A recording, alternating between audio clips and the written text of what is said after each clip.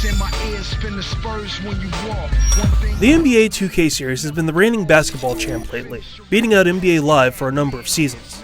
However, with Live being much stronger this year, 2K will have to work extra hard this time around. With a few new modes and polished up presentation, is it enough for them to keep the crown?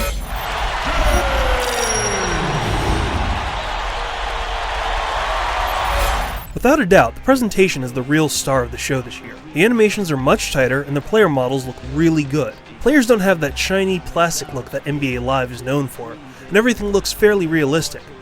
Much of the passing and a lot of the fast breaks look very, very slick.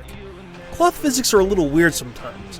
Now they'll pop in and out and flutter randomly during cutscenes, but that's a minor gripe. Unfortunately, slowdown can be a problem. Perimeter play is fine for the most part, but once you go down to the low post, the game can really start to chug.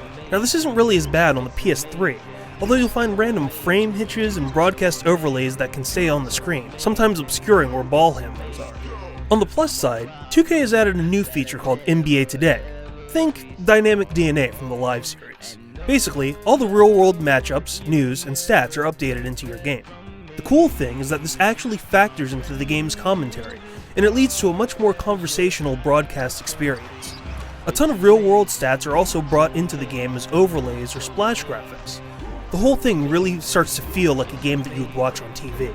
And thankfully, the menus are much better than it was last year. It's actually easier to navigate 2K10 for once.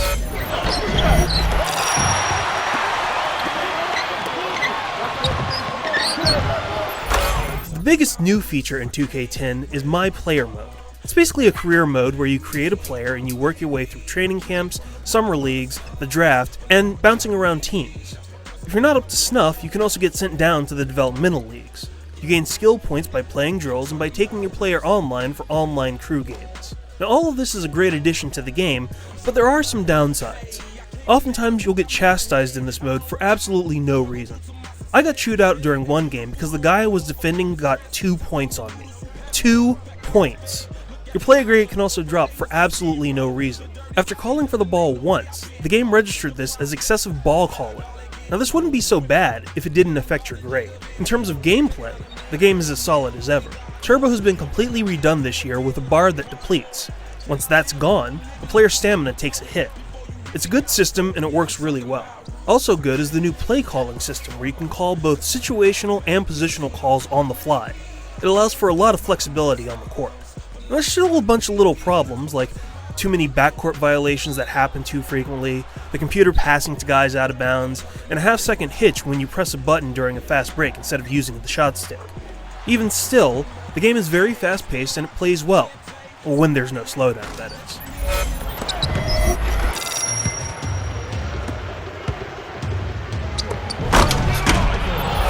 The 2K series still continues to be good basketball. Most of the limelight goes to the slick presentation this year, but the NBA Today and My Player mode are very welcome additions. It's unfortunate that there's still some issues in the low post, but it's not enough to destroy the experience. Fans loyal to the 2K series won't be disappointed. For the full written review, head over to IGN.com.